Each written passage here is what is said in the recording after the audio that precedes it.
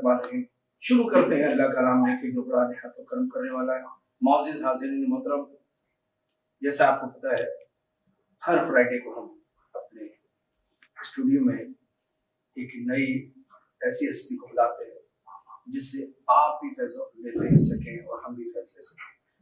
آج ہم نے اپنے اسٹوڈیو میں ایک ایسی ہستی جو پاکستان کا ایک بہت بڑا نام ہے، جناب طاہر جمال تھانوی صاحب ہمارے درمیان موجود ہیں۔ ہم ان کے آج سوال و جواب کو آپ کے جو کمنٹس ہوتے ہیں اس کے جواب دیں۔ طاہر صاحب السلام علیکم۔ وعلیکم السلام۔ مدہ خیریت سے؟ الحمدللہ۔ حضرت بہت شکریہ آپ کا چینل پہ آنے۔ حضرت اکثر پیش ہمارے سوالات آتے ہیں تو اس لیے ہم نے آپ کو حکم کیا ہے کہ اس کی چند شارٹ سوال قرآن و سنت کی روشنی میں دیں۔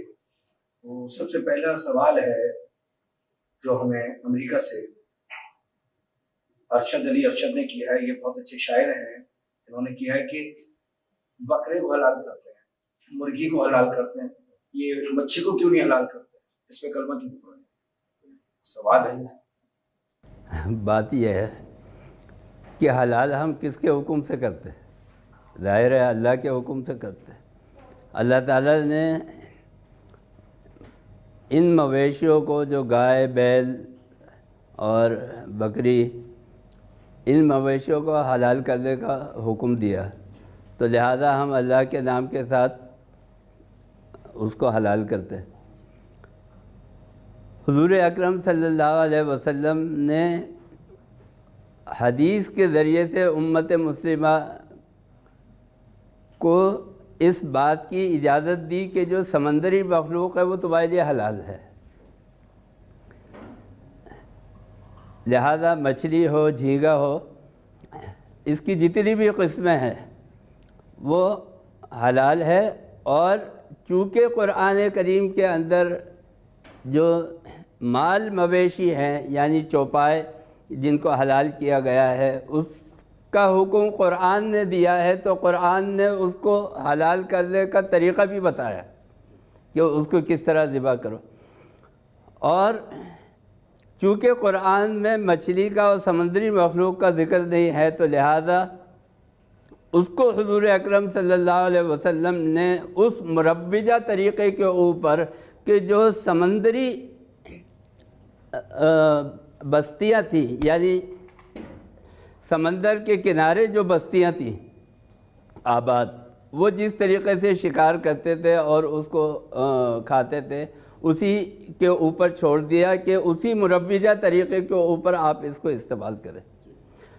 اگر اس کے لیے کوئی خاص حکم ہوتا مچھلی کے اور جھینگے کے لیے تو پھر اس کو بھی اسی طریقے سے کیا جاتا ہے، لیکن چونکہ اس کے لیے کوئی خاص حکم نہیں ہے لہذا حضور اکرم صلی اللہ علیہ وسلم کی سنت کے مطابق اس کو اسی مروجہ طریقے سے آج تک استعمال کیا جا رہا ہے۔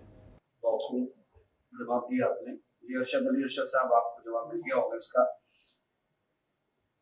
حضرت اکثر ہم دیکھا ہوگا گاڑی میں آپ آگے آیت لگا لیتے ہیں، پیچھے بھی بیک پہ آیت لگا، قرآن کی آیتیں لگا لیتے ہیں، ادھر شیشے پہ لگا لیتے ہیں اور وہ گاڑی چلاتے ہیں۔ اکثر گاڑیوں پہ دیکھا ہوگا بہت بڑی بڑی آیتیں لگی ہیں، پیچھے گاڑی پہ آیتیں لگی ہیں، ادھر گاڑی پہ آیتیں، ادھر پیچھے بیک بھی ہوگی، تو یہ صحیح ہے، جائز ہے گاڑی پہ؟ اس کے لیے بھی وہی فارمولہ ہے کہ جس طرح قرآن کی عظمت ہے اور قرآن کا ادب اور احترام ہے، اسی طرح قرآن کی ہر چیز کی عظمت اور اس کا احترام ہے۔ قرآن کی آیت اس کا بھی ویسے ہی ادب اور احترام کرنا ہے، اور کوئی ایسی صورت اختیار نہ کی جائے کہ جس سے قرآن یا اس کی آیت کی بے ادبی ہوتی ہو۔ برکت کے لیے دکان میں، گاڑی میں جو چیزیں لگائی جاتی ہیں، میں ہمیشہ یہ کہا کرتا ہوں کہ آپ قرآن کو اپنے سینے میں اتار لیں تو خود بخود اس کے فضائل آپ کو حاصل ہونا شروع ہو جائیں گے، اس کا فیض حاصل ہونا شروع ہو جائے گا، بجائے اس کے کہ آپ گاڑی پہ، مکان میں اور دکان میں کہاں لگائیں گے۔ ایک ہی جگہ ہے اور وہ ہے آپ کا دل، اس میں آپ قرآن کو اتار لیں تو آپ کو کہیں لگانے کی ضرورت باقی نہیں رہے گی۔ باقی جو لوگ لگاتے بھی ہیں بس وہ اس بات کا خیال رکھیں کہ کوئی بے حرمتی نہ ہو۔ بہت شکریہ حضرت۔ اکثر دیکھا ہوگا آپ نے، ہم نماز پڑھنے جاتے ہیں تو اگر 400-500 آدمی آ رہے وہ مختلف خوشبو لگا لی, کوئی تر لگا کے آ گیا, کوئی خوشبو لگا کے آ گئی, بہت لوگوں کو اس میں الرجی ہوتی ہے, دیکھا ہوگا کھانسی خاص طرح کر رہے ہیں, تو اس کی کیا ہے, صحیح ہے یہ سنت ہے, یا کچھ لوگ بولتے ہیں سنت ہے سے لگانا, مگر اس سے نقصان بھی تو ہو رہے ہیں. ہر چیز کے اللہ تعالیٰ نے فائدے بھی رکھے ہیں, اور ہر چیز کے اللہ تعالیٰ نے بعض چیزوں کے نقصان بھی ہیں. عطر لگانا جو ہے یہ بھی ایسی ہی چیز ہے کہ آپ جب کسی کے یہاں مہمان بن کر جا رہے ہو تو آپ پرفیوم لگائیں گے, خوشبو لگائیں گے, کوئی سی بھی خوشبو لگائیں گے, اور بہت زیادہ آپ اہتمام کریں گے تو آپ اپنی جیب میں بھی خوشبو کے لیے پھول رکھ لیں گے. تو عطر بھی جو ہے یہ سنت رسول صلی اللہ علیہ وسلم ہے. اس وقت کے جب حضور اکرم صلی اللہ علیہ وسلم نے فرمایا کہ تم اللہ کے دربار کے اندر آؤ تو اس کا اہتمام کرو کہ خوب تیاری کے ساتھ آؤ, تمہارے لباس بھی اچھا ہو, تمہارے خوشبو بھی لگی ہوئی ہو, تم خود بھی پاک صاف ہو, اور پاک صاف جگہ کے اوپر تم آ رہے ہو, تو لہذا اس کا اہتمام کرو. ہاں اگر کسی کو اس سے الرجی ہے یا اس سے کسی کو کوئی تکلیف ہوتی ہے تو وہ اس کا اہتمام کر لے کہ ایسی جگہ کھڑا ہو جائے کہ جہاں کسی کے عطر لگا ہوا نہ ہو, تو یہ کیا جا سکتا ہے. باقی سنت رسول سے کسی کو روکنا وہ مناسب نہیں. اکثر دیکھا ہوگا لوگ جاتے ہیں ان کو اگر ہم سلام السلام علیکم, بس وہ یہ کہتا ہے صاحب یہ آدھا سوا السلام, بس یہ کرنا, تو یہ پورا جواب ہی نہیں دی, تو یہ کیا ہے, غلط ہے یہ صحیح؟ یہ یہود اور نصارہ کا طریقہ ہے. یہود اور نصارہ چونکہ حضور اکرم صلی اللہ علیہ وسلم کی دشمنی میں انتہا کو پہنچے ہوئے تھے, تو وہ جب آپ کی محفل میں آتے تھے تو آپ کو سلام کرتے تھے اور طنزاً کہتے تھے السلام علیکم. اس کا مطلب یہ ہے کہ تمہیں موت آ جائے.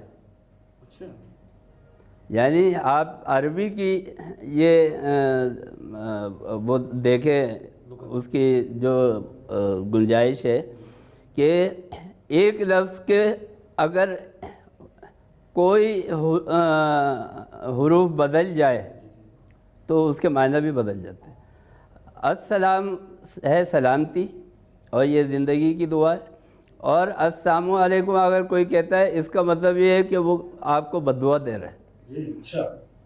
دوسرا لفظ جو اختیار کرتے تھے یہود اور نصارہ, وہ آپ کے لیے یہ کہتے تھے السلام علیکم, یعنی آپ کے اوپر تیروں کی بارش ہو. تو اس کا مطلب یہ ہے کہ سلام جو کرنا چاہیے وہ صحیح الفاظ کے ساتھ اور حضور اکرم صلی اللہ علیہ وسلم کی تعلیمات کے ساتھ کرنا چاہیے, اور ادب کا تقاضا یہ ہے کہ السلام علیکم کے ساتھ ورحمۃ اللہ وبرکاتہ بھی ملا لے کہ تمہارے اوپر رحمتوں کی بھی بارش ہو اور اللہ تعالیٰ تمہیں برکتیں بھی عطا فرمائے. دیکھیے کافی معلومات ہمیں ناظرین کو بھی ہوئی اور ہمارے کو معلومات ہوئی. ابھی السلام کے اندر بھی دیکھیں جدت ہو رہی تھی, تو جس سے بھی آپ نے خلاصہ کر دیا. اچھا حضرت, اکثر آپ نے دیکھا ہوگا لوگ حج پہ جاتے ہیں, تو آپ سے معافی مانگ لیتے ہیں, تو یہ کیا ہے معافی؟ کیا مطلب؟ تو حج پہ جا رہے ہیں حضور کی زیارت کرنے جا رہے ہیں, تو معافی کیا ہے اس کا ذرا وضاحت. ایک زمانے میں حج آپ کو یاد ہوگا کہ بحری جہاز میں ہوتا تھا. یہاں پاکستان میں بھی ہم نے دیکھا تھا سفینۃ الحجاج کے نام سے ایک بحری جہاز تھا جو یہاں سے جاتا تھا حجاج کو لے کے, اور پیچھے چلے جائیں تو گھوڑوں پہ اونٹوں پہ سفر ہوتے تھے, اور یہ سفر اتنے طویل ہوتے تھے کہ بعض روایتوں میں یہ لکھا ہے کہ رجب کے اندر لوگ چلتے تھے تو ذی الحجہ میں پہنچتے تھے. اتنے لمبے لمبے سفر ہوتے. ظاہر ہے جو گھوڑوں پہ اونٹوں پہ جائے گا تو دنیا کے ہر کونے سے لوگ آتے ہیں حج کے لیے. تو اس وقت یہ روایت چلی, یہ کوئی قرآن و سنت کا حکم نہیں ہے, روایت یہ چلی کہ بھائی میں اتنی دور جا رہا ہوں, پتہ نہیں واپس بھی آ سکوں گا نہیں آ سکوں گا, راستے میں کوئی بیماری نہ لگ جائے, کوئی حادثہ نہ ہو جائے, کوئی خدا نخواستہ ایسی بات نہ ہو جائے کہ میری موت واقع ہو جائے. تو لہذا میں آپ سے یہ گزارش کرتا ہوں کہ زندگی اور موت کا کچھ پتہ نہیں ہے، تو اگر میری کوئی خطا ہے، کسی بات سے آپ کو تکلیف پہنچی ہے تو وہ معاف کر دیں۔ یہ وہ روایت ہے کہ جو آج تک چلی آ رہی ہے، حالانکہ اب مہینوں اور سالوں سے سفر سمٹ کر اب وہ گھنٹوں میں آ گیا ہے، لیکن یہ ایک روایت ہے، اور یہ روایت چونکہ اس میں کوئی حرج نہیں ہے، کوئی غلط بات نہیں ہے، شریعت سے متصادم نہیں ہے، لہذا اس میں کوئی حرج نہیں ہے۔ اصل ایک سوال اور ذہن میں آتا ہے کہ اکثر ہماری بچی کی شادی ہوتی ہے اور پہلے سے یہ طے کر لیا جاتا ہے کہ جی وہ حق مہر لاکھوں میں ہو، یعنی اتنی مانگ لیا جاتا ہے کہ بس وہ آدمی بے بس ہوتا مگر کر رہا ہے وہ، یہ کیا قرآن سنت میں صحیح ہے لاکھوں روپے دینا؟ حضور اکرم صلی اللہ علیہ وسلم نے فرمایا کہ تم اپنے بچوں کے مہر ان کی حیثیت کے مطابق طے کرو۔ حضور اکرم صلی اللہ علیہ وسلم نے حضرت علی کرم اللہ وجہہ کو فرمایا رضی اللہ تعالیٰ عنہ سے کہ تمہارے پاس جو کچھ ہے وہ لے آؤ۔ تو انہوں نے کہا کہ میرے پاس ایک گھوڑے کی زین ہے اور ایک چیز اور ہے، تو وہ تو میرے ذاتی استعمال میں ہے اور یہ میرے جہاد کے اوپر کام آتی ہے۔ تو آپ نے فرمایا یہ بیچ کے جو پیسے ملے وہ لے آؤ، اور اسی میں حضرت فاطمہ الزہرا رضی اللہ تعالی عنہا سے آپ کا نکاح کر دیا۔ ایک بادشاہ کی بیٹی سے جب شادی ہوئی ہے حضور اکرم صلی اللہ علیہ وسلم کی، وہاں پہ آپ کا جو مہر ہے وہ بہت زیادہ ہے، وہ لاکھوں میں ہے، اس وقت کے دور میں لاکھوں کے اندر ہے۔ تو یہ اصل میں حیثیت کے اوپر ہے کہ جس جگہ آپ نکاح کر رہے ہیں وہاں کی حیثیت جو ہے وہ دولہا کی حیثیت کیا ہے، اور جس خاندان میں آپ نکاح کر رہے ہیں تو لڑکی اگر شہزادی ہوگی، بادشاہ کی بیٹی ہوگی، تو بادشاہ کہے گا کہ بھائی مہر تو صحیح رکھو، میری ناک کا مسئلہ ہے۔ تو لہذا مہر جو ہے وہ حیثیت کے مطابق دیا جاتا ہے، جس کی جیسی حیثیت ہو، لیکن آپ صلی اللہ علیہ وسلم نے فرمایا کہ کم مہر رکھا کرو، اس میں برکت ہے۔ بہت شکریہ حضرت، بڑی معلومات ہو رہی ہے آپ سے اور آپ بڑا مفید جواب دیتے ہیں۔ ایک ایسا سوال ہے کہ جو نہ سمجھنے والی بات ہے، اکثر ایک آدمی بیمار ہے اور چلے گیا، میں چلا گیا پیر صاحب کے پاس، حضرت میرا بچہ بیمار ہے یا میرا بھائی بیمار ہے، لاؤ ٹیلی فون لاؤ، لا کے میں اس کو دم کر دوں، دم ہے جائز ٹیلی فون؟ ایک مرید ہے جو کسی سے بیعت ہے اور کسی پیر صاحب سے بیعت ہے، اور ایک آدمی جو ہے وہ ہے کہ جو مرید بننے کے بعد روحانیت کی منزلیں طے کرتا ہوا مرید سے مراد کی منزل کے اندر پہنچ گیا، یعنی اب وہ جو ہے وہ اللہ تعالیٰ کا مقرب ہو گیا، اور اللہ تعالیٰ اب اس کی ہر بات کو جو ہے وہ کرتے ہیں۔ بلکہ یہاں تک حضور اکرم صلی اللہ علیہ وسلم نے فرمایا رب اشعث اغبر مدفوع عن الباب لو اقسم اللہ لابرہ۔ اللہ کے جو مقرب بندے ہیں وہ اگر کسی بات کے اوپر قسم کھانے پر آ جائے کہ اے اللہ تو نے تو یہ کرنا ہوگا، تو پھر اللہ تعالیٰ اس کی محبت کے اندر اس کام کو کر کے دکھاتے ہیں۔ اچھا، اب سوال یہ ہے کہ یہ کام کسی بزرگ یا پیر کے کہنے سے ہوا؟ یہ سمجھنے کی ایسی بات ہے کہ کسی نے عورت نے جا کے کہا کہ میں اولاد ہوں، میرے اولاد ہو جائے، تو انہوں نے کہا کہ جا تیرے بیٹا ہوگا۔ کچھ دنوں بعد خبر ملی کہ اس کے بیٹا ہو گیا۔ اب کسی مرید نے کہا کہ حضرت آپ نے کہا تھا کہ بیٹا ہوگا، بیٹا ہو گیا۔ تو پیر نے جو کہا کہ بیٹا ہوگا، تو کیا اس کے کہنے سے بیٹا ہو گیا؟ نہیں، وہ پیر اللہ کے اتنا قریب پہنچ چکا تھا کہ اس نے اپنی روحانیت سے اندازہ لگا لیا کہ اللہ تعالیٰ اس کو بے اولاد نہیں چھوڑیں گے، اس کے ہاں بیٹا ہوگا۔ تو چونکہ ان کے علم میں وہ علم الہی منتقل ہو گیا الہام کے ذریعے سے، لہذا انہوں نے کہا کہ تیرے بیٹا ہوگا۔ یہ بزرگ کے کہنے سے نہیں ہوا، بلکہ بزرگ نے علم الہی کی بنیاد کے اوپر اس کو خوشخبری سنائی اور وہ پوری ہو گئی۔ حضرت اکثر دیکھا ہوگا آپ نے ٹی وی وغیرہ کہ وہ آندھی آنے والی ہے، طوفان آنے والا ہے، پیشن گوئی کر دیتے ہیں، یہ سیاسی لیڈر یہ آپ کے پاس چلا گیا بھائی، یہ آخری ہفتہ ہے، یہ آخری مہینہ ہے، یہ کیا ہے، اس کا ہے کوئی آپشن یا بس ایسے ہی؟ آپ اپنے سوال کی تھوڑی سی وضاحت کر دیں، آپ قیامت کے بارے میں پوچھنا چاہ رہے ہیں؟ لوگ اکثر بولتے تھے بس یہ قیامت کا آثار ہے، یہ تو حالات تو الگ چیز ہے، میں یہ چاہ رہا ہوں کہ کسی ایک پوائنٹ میں یہ حکومت ہے بس یہ سفتے گئی یا یہ شخص یہ سفتے چلا گیا، اتنی مطلب اخباروں میں یا ٹی وی پہ اکثر آ کے حضرات کہہ دیتے ہیں، تو یہ کیا اس کے اندر ہے، کوئی وزن ہے یا نہیں؟ دیکھیں، ایک ہے پیشین گوئی، یعنی آپ حالات و واقعات سے اور اپنے علم کی روشنی میں، جو آپ نے سنا ہوگا نجومی ہوتے ہیں، علم نجوم رکھتے ہیں، یہ ایک باقاعدہ علم ہے۔ وَالنَّجْمِ إِذَا هَوَىٰ مَا ضَلَّ صَاحِبُكُمْ وَمَا غَوَىٰ۔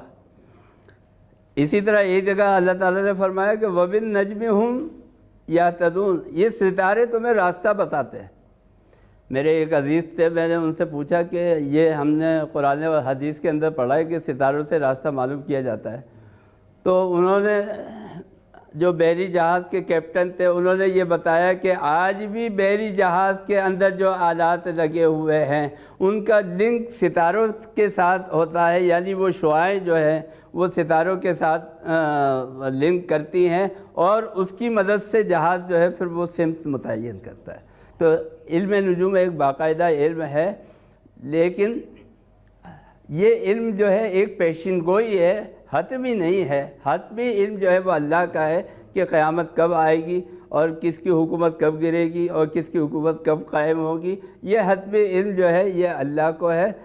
ان 5 چیزوں میں سے یہ ایک چیز ہے کہ جس کا علم اللہ تعالیٰ نے سوائے اپنے کسی نبی کو بھی نہیں دیا، وہ علم جو ہے وہ حتمی ہے اور وہ اللہ کا علم ہے، وہ کسی اور کی دسترس میں نہیں۔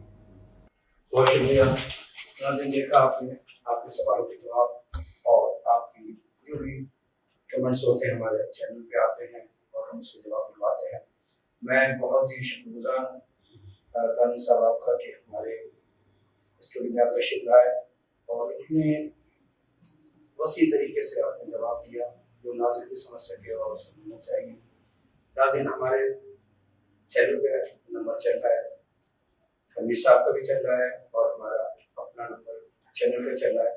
کوئی بھی سوال آپ کے جواب ہو قرآن و سنت کی روشنی میں ہم سے کیجیے، انشاءاللہ ہم اس کو ضرور جواب دیں گے۔ کچھ ایسے جواب ہوتے ہیں جو ہم نہیں دیتے، نہ دے سکتے ہیں، جس میں فتنہ پیدا ہو جاتا ہے، وہ ہم نہیں لیتے۔